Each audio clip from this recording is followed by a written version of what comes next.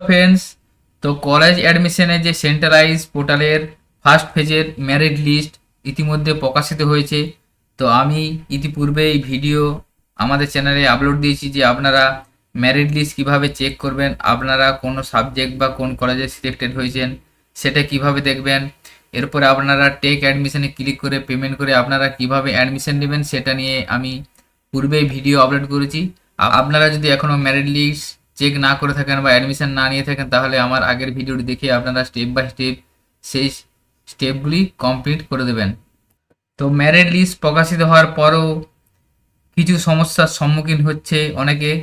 তো যে সমস্ত সমস্যা মূলত সম্মুখীন হচ্ছে সেই সমস্ত সমস্যার সমাধান নিয়ে আজকের ভিডিও। যেমন কিছু কিছু প্রশ্ন অনেকেই করছে যে আবার নতুন করে আবেদন কবে থেকে শুরু হবে, সেকেন্ড মেরিট লিস্ট কবে আসবে, এবং অ্যালোটেড হায়ার প্রেফারেন্স এই জিনিসটা কি, এবং অটো আপগ্রেডেশন করতে হবে কি না, বা অটো আপগ্রেডেশন কারা করবেন, সকলকে কি ভর্তি হতে হবে, এই সমস্ত নানা রকম প্রশ্ন এসে থাকছে। এবং অ্যাডমিশনের লাস্ট ডেট কবে। তো এই সমস্ত প্রশ্ন আজকে সঠিক উত্তর আপনাদের আজকের এই ভিডিওর মাধ্যমে জানাবো। এই সমস্ত সমস্যায় যারা সম্মুখীন হচ্ছেন সম্পূর্ণ প্রশ্নের আমি আজকে এই ভিডিওর উত্তর দেব। আপনারা ভিডিওটি স্কিপ না করে সম্পূর্ণ দেখবেন, সাথে থাকবেন।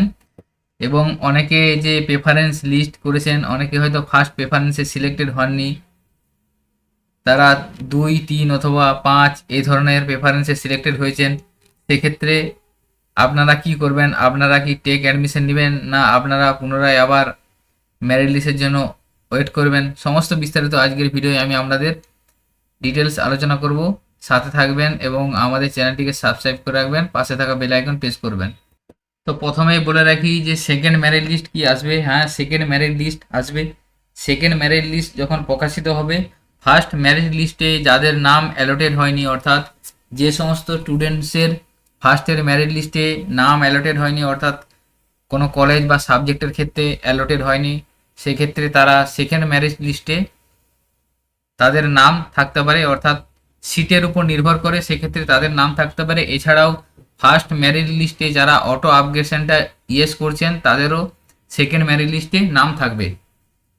অর্থাৎ ধরুন আপনি যে ফার্স্ট মেরিট লিস্টে নামটা এসেছে সেটা ধরুন আপনার প্রেফারেন্স 1-এ আপনি সিলেক্টেড হননি, আপনার প্রেফারেন্স 4-5-এ সিলেক্টেড হয়েছেন, অর্থাৎ যে কলেজ বা যে সাবজেক্টের জন্য আপনি অ্যালোটেড হয়েছেন বা সিলেক্টেড হয়েছেন সেই কলেজ বা সেই সাবজেক্টটা আপনার পছন্দের নয়, আপনি সেটা অ্যাডমিশন নিতে চাইছেন না, সেক্ষেত্রে আপনাকে টেক অ্যাডমিশনে ক্লিক করে অটো আপগ্রেডেশনটা ইয়েস করতে হবে। অটো আপগ্রেডেশনটা ইয়েস করার পর আপনি আবার পুনরায় সেকেন্ড মেরিট লিস্টে চান্স পাবেন, যে আবার সেকেন্ড মেরিট লিস্টে আপনার পুনরায় অন্য কলেজ বা অন্য সাবজেক্টে আপনি সিলেক্টেড হতে পারেন।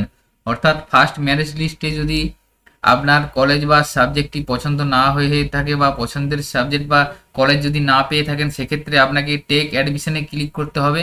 টেক অ্যাডমিশনে ক্লিক করে আপনি অটো আপগ্রেডেশনটা ইয়েস করবেন। কারণ এখানে বলে রাখি, হয়তো আপনার মনে হতে পারে যে আমার যে কলেজ বা সাবজেক্টটি অ্যালোটেড হয়েছে সেটাতে আমি অ্যাডমিশন নিতে চাইছি না, সেজন্য আমি টেক অ্যাডমিশন ক্লিক করবে অ্যাডমিশনটা নেব না, তাহলে সেক্ষেত্রে আপনি সেকেন্ড যে মেরিট লিস্ট সেই মেরিট লিস্টে আপনার নামটা আসবে না। অর্থাৎ আপনাকে 18 তারিখের মধ্যে আপনাকে অ্যাডমিশনটা নিতে হবে। সেক্ষেত্রে আপনার অ্যালোটেড কলেজ বা সাবজেক্ট পছন্দ না হলেও সেক্ষেত্রে আপনি আপগ্রেডেশন অটো আপগ্রেডেশনটা ইয়েস করে রাখবেন, তাহলে আপনি আপনার পুনরায় সেকেন্ড মেরিট লিস্টে চান্স পাবেন। কিন্তু আপনি যদি 18 তারিখের মধ্যে টেক অ্যাডমিশনে ক্লিক করে অ্যাডমিশনটা না নেন তাহলে আপনি সেকেন্ড মেরিট লিস্টে চান্স পাবেন না। এবং যে সমস্ত স্টুডেন্ট ফার্স্ট মেরিট লিস্টে অ্যালোটেড হয়নি সেই সমস্ত স্টুডেন্ট সেকেন্ড মেরিট লিস্টে চান্স পাবেন।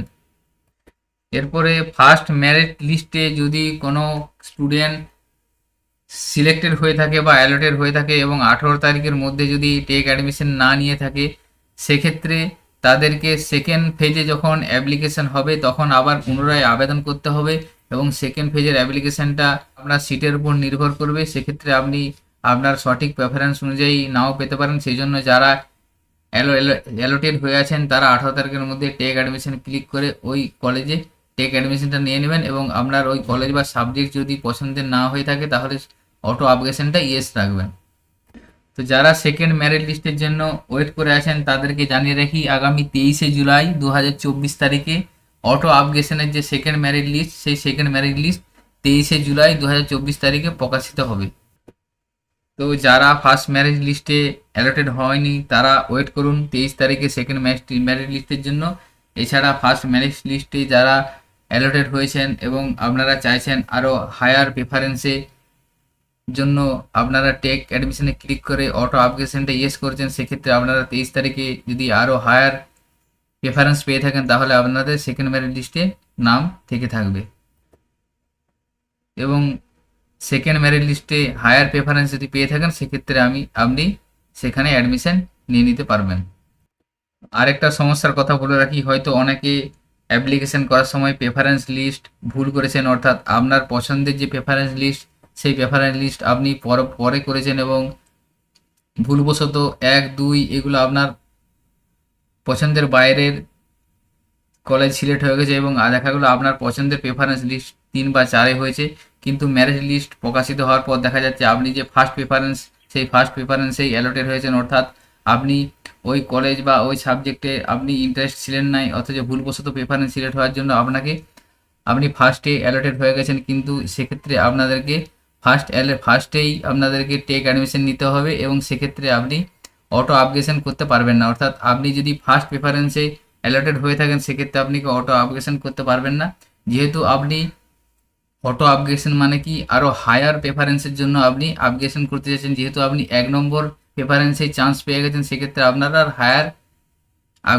হায়ার অ্যাডমিশন বা হায়ার প্রেফারেন্সের আবেদন আপনি করতে পারবেন না। আপনি যদি 2 বা 3 এই ধরনের প্রেফারেন্সে সিলেক্টেড থাকেন সেক্ষেত্রে আপনি অটো আপগ্রেশনটা ইয়েস করতে পারবেন, কিন্তু আপনার প্রেফারেন্স ওয়ান্স যদি ভুল সিলেক্ট হয়ে থাকে, অ্যালটেড হয়ে থাকে, সেক্ষেত্রে আপনি হায়ার প্রেফারেন্সের জন্য অটো আপগ্রেশন ইয়েস করতে পারবেন না। সেক্ষেত্রে আপনাকে ওই 1 নম্বর প্রেফারেন্সটাকেই নিয়েই অ্যাডমিশন নিতে হবে।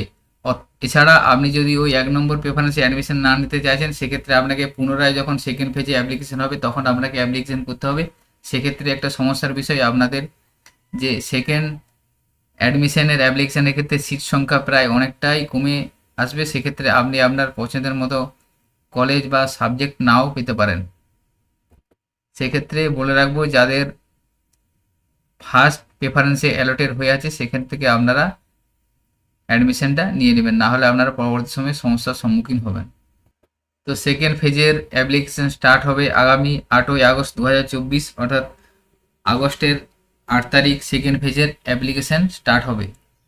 তো যারা ফার্স্ট ফেজে অ্যাপ্লিকেশন করতে পারেনি বা ফার্স্ট ফেজে অ্যাডমিশন নেবেন না তারা আগামী 8 তারিখে যে সেকেন্ড ফেজের অ্যাপ্লিকেশন হবে সেখানে আপনারা অ্যাপ্লিকেশন করতে পারবেন। তো আজকের ভিডিওয় এই ইনফরমেশনটি আপনাদের সাথে শেয়ার করা ছিল। সকলের সুবিধার্থে ভিডিওটি শেয়ার করবেন। এছাড়াও আপনাদের যদি কোনো প্রশ্ন থেকে থাকে আমাকে কমেন্ট সেকশনে কমেন্ট করে জানাবেন। সকলে ভালো থাকবেন, সুস্থ থাকবেন, ধন্যবাদ।